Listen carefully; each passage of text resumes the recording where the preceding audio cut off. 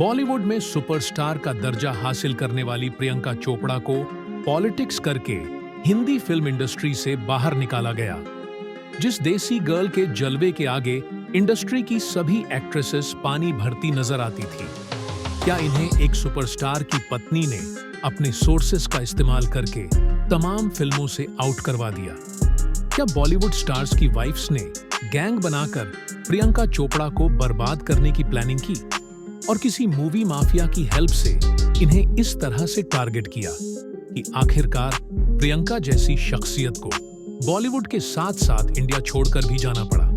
कभी किसी को इतना भी मत डरा कि डर ही खत्म हो जाए। क्या थी वह वजह जिसने प्रियंका चोपड़ा को होम ब्रेकर और टू टाइमर जैसे टैग दे डाले? इस ब्यूटी विद ब्रेन की यह पूरी कहानी आप बने रहिए हमारे साथ। 2023 में प्रियंका चोपड़ा ने एक एक्सक्लूसिव इंटरव्यू दिया जिसमें कई चौंका देने वाले खुलासे किए। अपने शो सिटाडेल के प्रमोशन के दौरान प्रियंका यह इंटरव्यू दे रही थी जिसमें बताया कि मैंने इसीलिए बॉलीवुड छोड़ा क्योंकि मुझे इंडस्ट्री में एक कोने में धकेला जा रही थी। लोग मुझे कास्ट नहीं कर रहे थे। मुझे लोगों से शिकायत थी मैं वह गेम खेलने में अच्छी नहीं हूं। मैं उस तरह की पॉलिटिक्स से थक गई थी और मुझे एक ब्रेक की जरूरत थी। पीपल प्रियंका ने तब पहली बार यह बताया कि क्यों इन्होंने बॉलीवुड से दूर अमेरिका में काम ढूंढना शुरू किया था। प्रियंका डैक शेफर्ड के पॉडकास्ट आर्म चेयर एक्सपर्ट के एक एपिसोड में यह बातें बता रही थी। इस पॉडकास्ट में प्रियंका चोपड़ा ने कुछ ऐसी शॉकिंग बातें रिवील की जिसने हंगामा मचा दिया। इंटरव्यू में आगे प्रियंका ने बताया कि जब यह फिल्म 7 खून माफ की शूटिंग कर रही थी तो म्यूजिक लेबल देसी हिट्स की अंजुला आचार्य ने इन्हें एक म्यूजिक वीडियो में देखा और फोन किया। उन्होंने पूछा कि क्या प्रियंका अमेरिका में म्यूजिक करियर में दिलचस्पी लेंगी। प्रियंका के मुताबिक उस समय यह बॉलीवुड से निकलने का कोई ना कोई रास्ता खोज रही थी, तो इन्होंने अंजुला से मिलकर इस पर बात की और तुरंत हामी भर दी। प्रियंका चोपड़ा ने आगे कहा, उस म्यूजिक ने मुझे दुनिया के दूसरे हिस्से में जाने का मौका दिया। मैं उन फिल्मों के लिए नहीं तरसती थी जिन्हें मैं नहीं करना चाहती थी। इसलिए जब म्यूजिक का ऑफर आया तो मैंने कहा कि भाड़ में जाओ, मैं तो चली अमेरिका। पर अब सवाल यह उठता है कि प्रियंका जब पहले से ही बॉलीवुड के सबसे बड़े स्टार्स में से एक थी, फिर इनके जैसी सुपरस्टार और टैलेंटेड एक्ट्रेस को क्यों अचानक बॉलीवुड में काम मिलना बंद होता गया, जिस वजह से फ्रस्ट्रेट होकर आखिरकार इन्होंने अमेरिका में नए सिरे से अपना करियर बनाने का फैसला किया और उसमें भी वहां एक्टिंग के फील्ड में ना जाकर म्यूजिक को एज अ करियर स्टार्ट करने का जोखिम लिया। और जब ऐसा हो रहा था तो बॉलीवुड में इसे लेकर क्या चर्चा थी, साथ ही इस मुद्दे पर फिल्मी एक्सपर्ट्स ने अपने कॉलम में क्या लिखा और किस तरह की पेज थी रूमर्स सामने आई। क्योंकि ऐसा तो हुआ नहीं होगा कि यह सब बेहद खामोशी से हो गया हो। तो फिल्म एक्सपर्ट्स के मुताबिक इसके पीछे प्रियंका चोपड़ा की एक ऐसी मजबूरी थी जिससे बाहर निकलना तब इनके लिए पॉसिबल ही नहीं लग रहा था, जिसकी कुछ हद तक जिम्मेदार खुद प्रियंका चोपड़ा भी थी। तो मार्च 2023 में सामने आए प्रियंका के इस पॉडकास्ट को लेकर सोशल मीडिया पर एक नई बहस छिड़ गई, जिसमें यह कहा जाने लगा कि करण जौहर और उनके कथित गैंग ने ही प्रियंका को बॉलीवुड में बैन किया और उनको इस हद तक मजबूर कर दिया कि वह देश छोड़कर चली जाए। और इसी तरह के कुछ ट्वीट कंगना रनौत ने भी किए। लेकिन क्या इन बातों और दावों में कोई सच्चाई है? क्योंकि उसी दौरान एक और घटना हुई। दरअसल मुंबई में नीता मुकेश अंबानी कल्चर सेंटर के उद्घाटन के मौके पर जब तमाम स्टार्स को इनवाइट किया गया तो उसमें करण जौहर और प्रियंका चोपड़ा भी आए। और जब दोनों का सामना हुआ तो यह बड़ी गर्मजोशी से गले मिले और साथ में ठहाके लगाते भी देखे गए। ऐसे में कंफ्यूजन बढ़ गया कि आखिर सच क्या है। लेकिन अगर प्रियंका के उस बयान और बीते 11-12 साल के घटनाक्रम पर नजर डालें तो कहानी में खुद बखुदातर अच्छे प्रोडक्शन हाउसेस इन्हें कास्ट करना बंद कर चुके थे। मैं अपना पोर्टफोलियो लाई हूं, सीडी भी है जस्ट इन केस। वो आप देखना चाहे तो इसकी कोई जरूरत नहीं है। यह वो वक्त था जब प्रियंका वाकई बहुत बुरे दौर से गुजरने लगी। ना ही इनके पास ढंग का काम था, ना ही इन्हें स्टार्स की पार्टीज में इनवाइट किया जा रहा था और ना ही बड़े शोज वगैरह में यह पहले की तरह नजर आ रही थी। तब बॉलीवुड में एक ऐसी रूमर जोर शोर से चल रही थी जो सबका ध्यान अपनी तरफ खींच रही थी। यह खबर थी प्रियंका चोपड़ा और शाहरुख खान के अफेयर की, और इस न्यूज को छापने वाले सिर्फ कोई छोटे-मोटे गॉसिप मैगजीन्स ही नहीं थे, बल्कि बड़े मीडिया हाउसेस और एंटरटेनमेंट एडिटर्स इसे हवा दे रहे थे। पेज 3 कॉलम्स इन खबरों से भरी होती थी। हालांकि जब शाहरुख और प्रियंका से मीडिया में इसे लेकर सवाल पूछे जाते तो दोनों ही इस दावे को अफवाह बताते। आपको ऐसा नहीं लगता कि आप और शाहरुख अगर को होस्ट करते इस शो को तो रोमांस मस्ती कुछ ज्यादा हमें देखने आता, मजा आता, ज्यादा देखने में आप चाहते हैं कि कोई तमाशा बने। लेकिन इंडस्ट्री के लोग यह बताते हैं कि तब इन दोनों की बढ़ती नजदीकियों और ऐसी खबरों से गौरी खान परेशान हो गई, क्योंकि अब उनके भी फ्रेंड्स और मीडिया इसे लेकर सवाल पूछने लगे थे। तो पहले तो गौरी ने प्रियंका को अपने पति से दूर रखने की हर संभव कोशिश की, लेकिन तब भी बात नहीं बन पाई और पब्लिकली बड़े मंचों पर भी शाहरुख की प्रियंका के लिए दीवान साफ नजर आने लगी। न I am lonely and in times of trouble mother Mary comes to me speaking word on wisdom Mary me. दरअसल शाहरुख और प्रियंका ने एक साथ कई फिल्मों में काम किया था, जिसमें से एक डन 2 की शूटिंग के समय 2011 में इनकी ऑन स्क्रीन केमिस्ट्री अब ऑफ स्क्रीन भी दिखने लगी थी। वेरी गुड, मुझे जंगली बिल्लियां बहुत है। प्रियंका और शाहरुख की बढ़ती नजदीकियों पर गौरी को तब और गुस्सा आ गया जब 2012 में एक पार्टी में प्रियंका ने सरियाम शाहरुख को किस कर लिया। बताया जाता है कि इसके बाद गौरी और शाहरुख में जमकर झगड़ा हुआ और गौरी ने साफ शब्दों में शाहरुख को अल्टीमेटम दे दिया कि वह आगे से कभी भी प्रियंका के साथ फिल्म नहीं करेंगे। हुआ भी ऐसा ही। तब से अब तक दोनों ने ना तो कभी कोई फिल्म साथ में की और ना ही किसी एड फिल्म वगैरह में नजर आए। लेकिन गौरी खान यहीं नहीं रुकी, बल्कि उन्होंने अपना गुस्सा और बड़े लेवल पर दिखाया और यह ठान लिया कि वह प्रियंका को सिर्फ अपने पति की जिंदगी से ही नहीं बल्कि पूरी इंडस्ट्री से ही बाहर करवा देंगी। और खबरों के मुताबिक इसके लिए उन्होंने सहारा लिया एक मूवी माफिया का। मूवी माफिया, ये सबको पता है कि इंडस्ट्री में शाहरुख खान और गौरी खान के सबसे अच्छे दोस्त करण जौहर हैं। हालांकि बहुत लोगों का यह भी मानना रहा है कि करण और शाहरुख के बीच भी दोस्ताना फिल्म वाला एक रिश्ता रहा है, जिसको लेकर समय समय पर कई शोज वगैरह में भी इन पर सरका जम किए जाते रहे हैं। पर शायद गौरी खान को करण जौहर से कभी भी उस तरह का खतरा महसूस नहीं हुआ जैसा कि प्रियंका चोपड़ा से हो रहा था।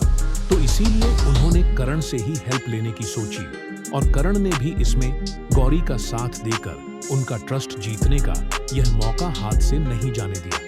बताया जाता है कि तब प्रियंका चोपड़ा लगभग 8 से 10 फिल्मों में काम कर रही थी या साइन कर चुकी थी, जिनकी शूटिंग जल्द ही शुरू होने वाली थी।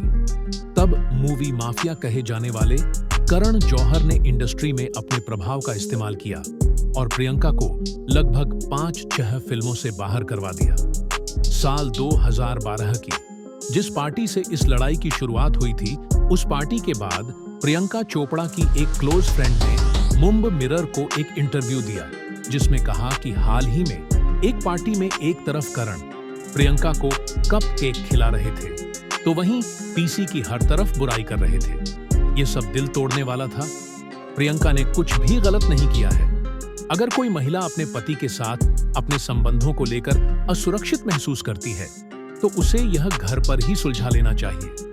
इसमें दूसरे को दोष देने का कोई मतलब नहीं है। इससे यह माना गया कि प्रियंका चोपड़ा अपनी दोस्त के जरिए गौरी खान और करण जौहर को यह मैसेज दिलवा रही थी कि गौरी को अगर अपने पति पर शक है तो वह उनसे बात करें, ना कि इन्हें परेशान करें। फिर करण जौहर भी कहां चुप रहने वाले थे। उन्होंने प्रियंका चोपड़ा की दोस्त के इस बयान पर बिना नाम लिए प्रतिक्रिया दी और एक ट्वीट करके कहा कि अपने किराए की पीआर मशीनरी का इस्तेमाल करना और तथाकथित दोस्तों के पीछे छुपकर अखबारों में खबरें लगवाना किसी के बिना रीढ़ के होने के अलावा कुछ और नहीं है। कुछ लोगों को जाने और कॉफी सूंघने की जरूरत है, इससे पहले कि बहुत देर हो जाए।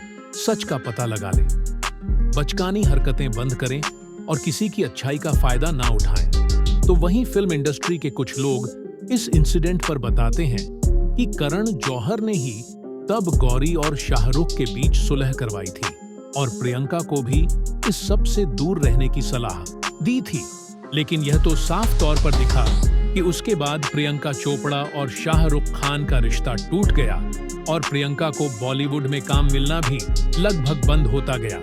और जब यह सारे रूमर चल रहे थे, उस दौरान ही इनमें कंफर्मेशन का एक तड़का तब लगा जब प्रियंका चोपड़ा लॉरा ब्राउन की वीडियो सीरीज डर्टी लॉन्ड्री में नजर आई और वहां पर यह एक ब्राउन कलर का जैकेट लेकर पहुंची।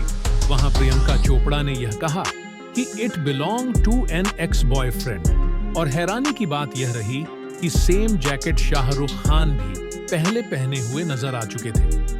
फिर तो इसे मीडिया ने इतना चलाया कि खबर को घिस डाला।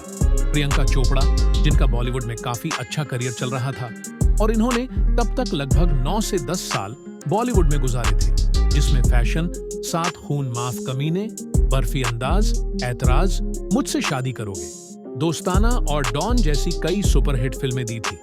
फिर भी इन्हें बॉलीवुड छोड़कर जाना पड़ा।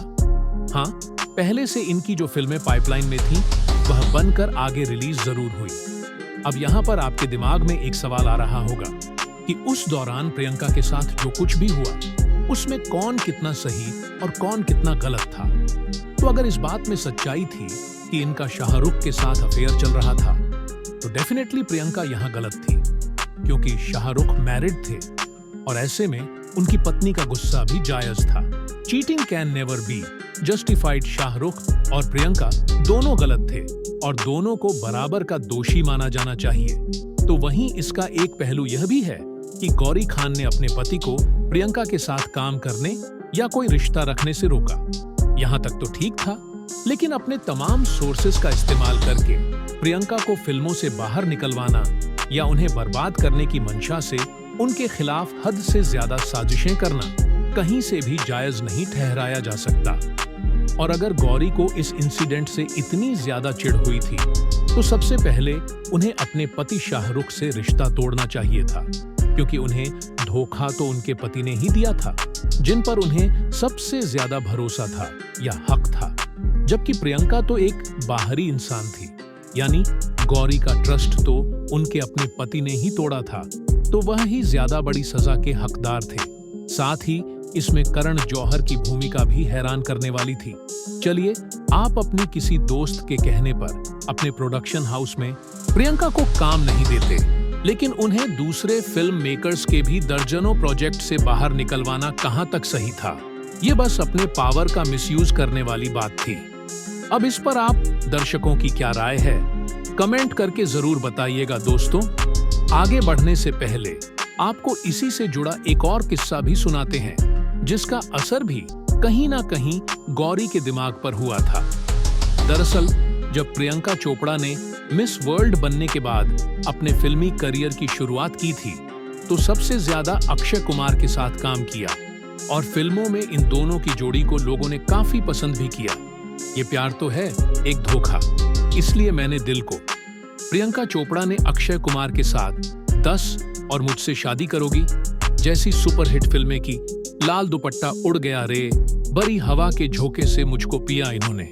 साथ में जब फिल्म तराज की, तो उसकी शूटिंग के दौरान ही इनके अफेयर की खबरें भी सामने आने लगी। तू है खुशबू, तू है जादू है, यूं ये दिल तुम पे आ। लेकिन साल 2005 में वक्त फिल्म में एक साथ काम करने के बाद अक्षय कुमार और प्रियंका चोपड़ा ने कभी भी साथ काम नहीं किया। माँ, ये जो मीठी है ना, ये कमाल की है। इसने क्या किया? इसने जाके अपने घर पे बोल दिया कि ये रिमी के घर पे रहने वाली है, और जो रिमी है इसकी सहेली, वो कल सुबह इसके घर पे जाके इसके पिताजी को बोल देगी कि हमने जरा शादी कर ली है, जरा। और इसके पीछे एक बड़ी वजह बताई गई। तब प्रियंका के मैनेजर प्रकाश जाजू ने एक ऐसी बात का खुलासा किया जिसने सबको हैरान कर दिया। उन्होंने बताया कि प्रियंका चोपड़ा तब हर समय अक्षय कुमार से फोन पर बात करती रहती थी, जिसका भारी बिल था। और वो फिल्म के प्रोड्यूसर को ही पे करना होता था, और वह अक्षय कुमार के साथ साथ हरमन बावेजा को भी डेट कर रही थी। अब इस इंटरव्यू के सामने आने के बाद तो जैसे मीडिया ने हंगामा मचा दिया, और वहीं कई न्यूज़पेपर्स ने तो यह तक छाप दिया कि प्रियंका टू टाइमिंग कर रहे हैं, यानी एक बार में दो पार्टनर्स को डेट कर रहे हैं, एक अक्षय कुमार और दूसरे Harman Baweja. That was just a passing affair. मैं बिल्कुल सीरियस नहीं थी। कमाल है, आप एक पासिंग अफेयर में भी वो सब कर बैठी, जिसे करने के लिए एक लड़की 100 बार सोचेगी। मैंने ऐसा किया क्या है? मैं इस इंटरव्यू के बाद हंगामा इतना बढ़ा कि प्रकाश जाजू पर प्रियंका चोपड़ा ने केस भी कर दिया, जिसे बाद में आउट ऑफ कोर्ट सेटल किया गया। जाहिर है, ये खबरें अक्षय के गुस्सैल वाइफ ट्विंकल खन्ना के पास भी पहुंची, और एक रूमर यह भी सामने आया कि एक बार ट्विंकल खन्ना वक्त फिल्म के सेट पर पहुंच गई। वह चिल्लाकर कह रही थी कि प्रियंका को थप्पड़ मारने के लिए आई है, लेकिन गनीमत यह रही कि उस दिन प्रियंका सेट से जा चुकी थी, वरना शायद और बड़ा हंगामा खड़ा हो जाता। बताया जाता है कि उस दिन अक्षय कुमार किसी तरह समझा बुझाकर ट्विंकल को घर ले गए और उनसे यह वादा किया कि वह आगे से प्रियंका के साथ कोई भी फिल्म नहीं करेंगे, और ऐसा ही हुआ भी। तब अक्षय और प्रियंका 2-3 फिल्में साथ में साइन कर चुके थे, जिनमें से एक फिल्म बरसात भी थी। तो अक्षय कुमार ने उसके प्रोड्यूसर सुनील दर्शन को फोन करके फिल्म करने से साफ मना कर दिया, जिसके बारे में खुद सुनील दर्शन ने एक इंटरव्यू में बताया था। तो यानी गौरी खान को उस इंसिडेंट की वजह से भी प्रियंका पर काफी डाउट और गुस्सा था, और कहा जाता है कि तब उन्होंने ट्विंकल खन्ना से भी बात की थी। साथ ही करण जौहर ट्विंकल खन्ना के भी अच्छे दोस्त थे। गौरी ने तब और कई दूसरी स्टार वाइफ्स के साथ मिलकर एक ग्रुप भी बनाया था, जो साथ में पार्टी वगैरह करती थी, और उसमें कई तरह की साजिशें भी रची जाती कि कैसे प्रियंका जैसी एक्ट्रेसेस को सबक सिखाना है। इस ग्रुप में करीना कपूर, प्रीति जिंटा और अर्जुन रामपाल की पत्नी भी शामिल थी, क्योंकि प्रियंका ने करीना के एक्स बॉयफ्रेंड शाहिद कपूर को तब डेट करना शुरू किया था जब इन दोनों का रिश्ता खराब दौर से गुजर रहा था। प्रीति जिंटा ने तो तब एक स्टेटमेंट भी दिया था, जिसमें कहा कि I have a very low opinion of women who are home breakers, I hate this. खैर, इसके लगभग 9 साल बाद साल 2021 में प्रियंका चोपड़ा की ओवरसीज मैनेजर अंजुला आचार्य ने बॉलीवुड के खिलाफ कुछ चौंकाने वाले खुलासे किए। उन्होंने एक इंटरव्यू में कहा कि मुझे याद है जब मैंने पहली बार प्रियंका के साथ काम करना शुरू किया था, तब बहुत सारे, खासकर भारत में ऐसे लोग थे जो प्रियंका चोपड़ा के बारे में बहुत नेगेटिव थे। मैं मनीष गोयल के घर डिनर पर कुछ दिग्गजों के साथ थी। मैंने पाया कि हिंदी फिल्म इंडस्ट्री में ऐसे बहुत से लोग हैं जो प्रियंका को लेकर बहुत ही नेगेटिव अप्रोच रखते थे। वो मुझसे कह रहे थे कि वह कभी काम नहीं करेगी। मुझे नहीं पता कि आप अपना समय उसके पीछे क्यों बर्बाद कर रही हैं। ब्ला ब्ला ब्ला। अपने इस इंटरव्यू में अंजुला ने आगे कहा, मुझे याद है उस वक्त मुझे बहुत दुख हुआ था। मैं सोचने लगी थी कि क्या वाकई मैं अपना समय बर्बाद कर रही हूँ, लेकिन यहीं पर मेरा एक आत्मविश्वास था। मुझे यह एक क्रेजी सपने की तरह लग रहा था कि मैं किसी को भारत से हॉलीवुड ला रही हूँ। जब मैं प्रियंका की आंखों में देखती हूँ तो मुझे उस पर यकीन होता है। मुझे लगता है कि प्रियंका को कोई तोड़ नहीं सकता। मुझे उसके टैलेंट पर पूरा भरोसा है। लोग मुझे उसके बारे में जो बता रहे थे, उससे कहीं ज्यादा मुझे खुद पर भरोसा था। हालांकि अंजुला के इस इंटरव्यू से पहले साल 2018 में प्रियंका चोपड़ा ने कथित तौर पर इस पूरे मामले पर मिट्टी डालने और आगे बढ़ने का फैसला किया, और वह करण जौहर के चैट शो कॉफी विद करण में पहुंची। इस दौरान प्रियंका ने करण से गले मिलकर गिले शिकवे दूर करने की कोशिश की। You had both had one ex-boyfriend in common, and that was also a point of Kamali. Actually, that was not a point of contention. It was only point of Kamali. Yeah, exactly. Wa Nekention Shahid, you dated for 5 years and you're dated for 2. साथ ही तभी करीना कपूर से भी अपने खटास वाले पुराने रिश्ते को ठीक करने का फैसला करके उनके साथ ही शो में शामिल हुई। Because you are the कर्ता धरता of the named first album by Jonas Brothers. How can you not know because Aynan Gaggle him before I'd. यही नहीं, प्रियंका ने करण को अपनी वेडिंग रिसेप्शन पार्टी में भी बुलाया। हालांकि जब यह सब हुआ तब तक प्रियंका ऑलरेडी हॉलीवुड की राह पकड़ चुकी थी और वहां पहले सिंगिंग और फिर एक्टिंग में अपनी एक मजबूत पहचान बना चुकी थी। हॉलीवुड में साल 2015 में इनकी क्वांटिको सीरीज और 2017 में बेवाच फिल्म रिलीज हो चुकी थी। ऐसे में इन्हें वापस बॉलीवुड में भी कई फिल्में मिली थी और लोगों में इनके प्रति नजरिया भी बदला था। मैं क्यों अपोजी मांगू, लोग मेरे ऊपर हंस रहे, मेरे को फर्क नहीं पड़ता, लेकिन कोई तुम्हारा मजाक उड़ाए, मैं यह सन नहीं कर सकता, साइन करो। लेकिन मैं कुछ गलत नहीं किया, इन्होंने बहुत ज्यादा तो नहीं, लेकिन धीरे धीरे कई हिंदी फिल्मों में भी वापसी करते हुए अपनी धमक जरूर दिखा दी थी, जिसमें खासकर राकेश रोशन ने इनका जरूर साथ दिया था।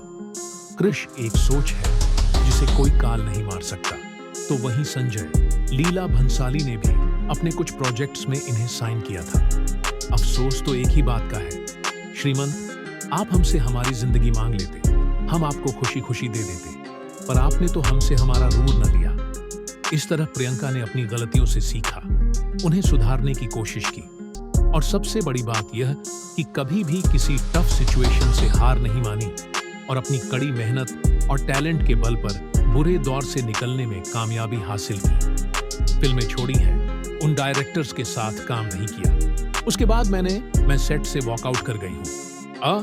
मैं बहुत सेल्फ रिस्पेक्टिंग हूँ मेरा आत्मसम्मान मेरे लिए सबसे जरूरी होता है। आज प्रियंका बॉलीवुड से लेकर हॉलीवुड तक अपने काम और टैलेंट का परचम लहरा रही हैं। इनके इंटरव्यू इतने बेबाक और दमदार होते हैं कि दुनिया के हर मंच पर इन्हें हमेशा इनवाइट किया जाता है और ये खुलकर अपनी बात रखती नजर आती है। प्रियंका आज पूरी दुनिया के यंगस्टर्स के लिए एक मिसाल है, जिन्हें लोग सीरियसली सुनते हैं और तालियों की गड़गड़ाहट से इनकी प्रतिभा को सलाम करते हैं। B welcome Priyanka. प्रियंका ने अपनी पर्सनल लाइफ में भले कुछ बड़ी गलतियां की हो, लेकिन वक्त रहते उनसे बाहर निकली और खुद को इतना बड़ा बना लिया जिसके साए में वो गलतियां भी भुला दी गई। यही जिंदगी है, अपनी गलतियों से आगे बढ़ने और खुद को एक मिसाल बनाने की कोशिश, जिससे वास्तव में यह कहा जा सके कि हाँ, यह सुपरस्टार हैं जो औरों को इंस्पायर करते हैं। सुनील शर्मा जी, कभी किसी को इतना भी मत डराओ कि डर ही खत्म हो जाए। प्रियंका चोपड़ा बॉलीवुड में एक आउटसाइडर थी, तो भले ही इन्होंने मिस वर्ल्ड प्रेजेंट जीत लिया, लेकिन फिल्मों में एंट्री और करियर बनाना इनके लिए इतना आसान नहीं था। जब मैं फिल्म इंडस्ट्री में 3-4 साल ही हुए होंगे तब आई थी और मुझे शायद अपने आप में इतना कॉन्फिडेंस नहीं था कि मैं वैसी फिल्म को कैरी ऑफ कर पाऊंगी, वो भी मेरे कंधों पर मैं कैसे करूंगी। तो मैंने मधुर को बोल दिया था कि सर, आई डोंट थिंक मैं कर पाऊंगी, तो मुझसे नहीं होगा। प्रियंका चोपड़ा को ऐसे कई हर्डल्स पार करने पड़े जिनसे गुजरते हुए इन्होंने खुद को मांझा और अब मुकाम हासिल किया, जो किसी भी यंगस्टर का सपना होता है। मुझे तो समझ में भी नहीं आ रहा कि मैं क्या कहूं।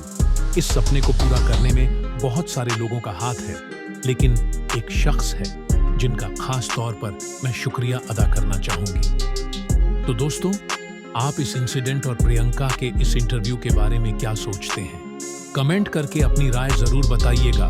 वीडियो को शेयर करें, चैनल को सब्सक्राइब करें।